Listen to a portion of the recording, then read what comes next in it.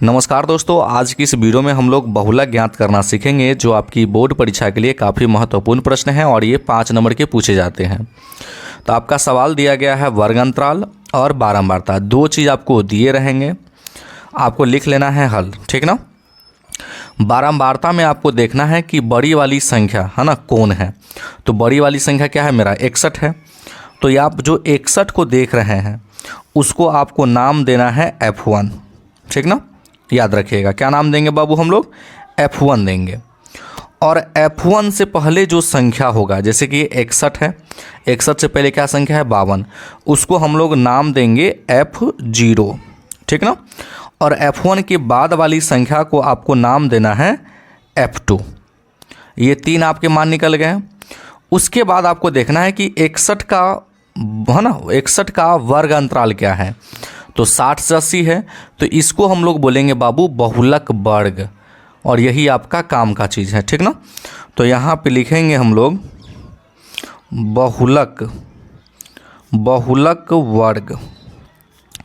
तो बहुलक वर्ग जो है मेरा बाबू 60 से 80 है।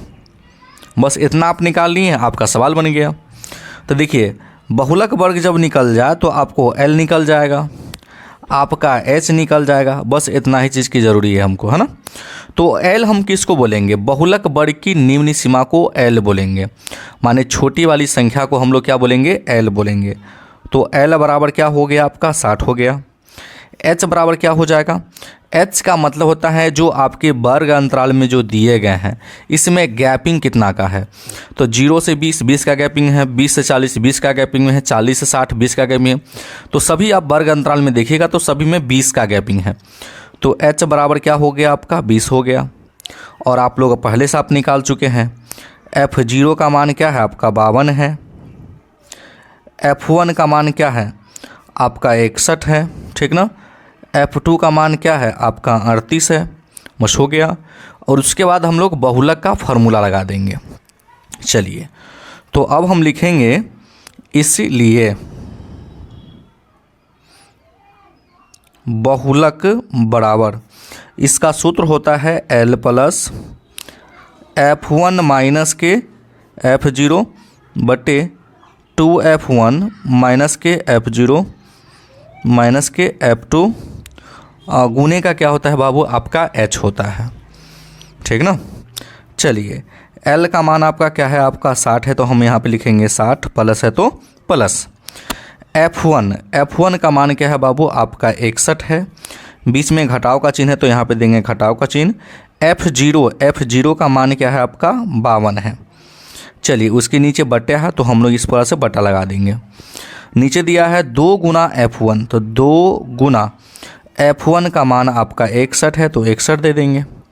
फिर माइनस लगा है बीच में तो माइनस लगा देंगे। F0 का मान आपका क्या है आपका 52 है, फिर माइनस है तो माइनस लगा देंगे। F2 का मान क्या है बाबू आपका 38 है, और गुना H है, H का मान मेरा क्या है आपका 20 है। यहाँ तक कोई दिक्कत नहीं। चलिए यहाँ तक आप लोग समझ गए होंगे बहुत अच्छे तरीके से। चलिए तो हम लिखेंगे बराबर, लिखेंगे 60 प्लस 61 में से अगर 52 घट गया तो कितना हो जाएगा, घटा लीजिए। 61 में से अगर 52 घट जाएगा तो कितना आ जाएगा 11। 11 में से अगर 2 घटेगा कितना हो जाएगा बाबू 9, नहीं होगा 9 हो जाएगा, ये कट जाएगा। कोई दिक्कत नहीं। तो यहाँ पे लिख लेंगे 9, 61 दूना 2 एकम 2, 6 दूनी 12, 122 हो गया। अब देखिए ये दोनों माइनस में हैं तो यहीं पे आपको ध्यान देना है। दोनों माइनस में है तो ये दोनों आपस में जुड़ जाते हैं, ठीक ना। तो ये हो गया 52 और 38 जोड़ेंगे तो 10, 8 क्या हो जाएगा 9। कहने का मतलब क्या आ गया बाबू 90। गुना में क्या है आपका 20 है तो हम यहाँ पर रखेंगे 20, लिखेंगे बराबर, लिखेंगे 60 प्लस 9 बटा, अब 122 में से अगर मान लीजिए कि 90 घटेगा तो कितना आएगा, तो हम लोग ये रफ में कर लेंगे। 122 में से 90 घटा लेंगे, 2 के 2, 3 का 3, 12 9 3 12 हो जाएगा, है ना। चलिए 32 आ गया। कितना आ गया बाबू आपका 32। गुना में क्या है आपका 20 है। अब यहाँ पे आपको देखना है कि ये कट रहा है कि नहीं कट रहा है, ठीक ना।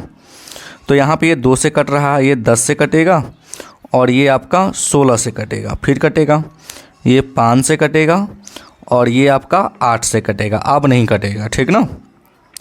तो लिखेंगे 60 प्लस 9 का गुना 5 में कर देंगे, 9 पच्चे 45, अब बटे में 8 है तो यहाँ पर रखेंगे बाबू 8। कोई दिक्कत? कोई दिक्कत नहीं। तो लिखेंगे 60 प्लस, अब हम क्या करेंगे 8 का भाग कर देंगे हम लोग 45 में कर देंगे, ठीक ना। तो चलिए हम लोग भाग कर देते हैं, इस रॉफ का कर्म कर लेंगे। 8 का भाग अगर हम 45 में करते हैं तो 8 पंचे 40 हो जाएगा, घटे 5 कट गया, दशमलव लगा के 0, 8 पंचे 40, 8 छके 48 हो जाएगा। चलिए कोई दिक्कत नहीं, घटाएंगे तो 2 कट गया, 0 उधर जाएगा, फिर 8 दूनी 16, 4 आ जाएगा और 8 पंचे 40, ठीक ना। 5.625 आएगा, ठीक ना। तो यहाँ पे लिख लेंगे 5.625। चलिए तो 60 में अगर हम 5 जोड़ दें तो क्या हो जाएगा 65, और दशमलव के बाद क्या है आपका 625, दशमलव लगा के लिख दीजिए और ये आपका आंसर हो गया। तो आई होप कि आपको बहुलक जो है बनाने बहुत अच्छे तरीके से आ गया होगा। तो अगर आप मेरे चैनल पे नए हैं तो वीडियो को लाइक कर दीजिएगा और चैनल को ज़रूर सब्सक्राइब कर दीजिएगा। वीडियो देखने के लिए बहुत बहुत धन्यवाद।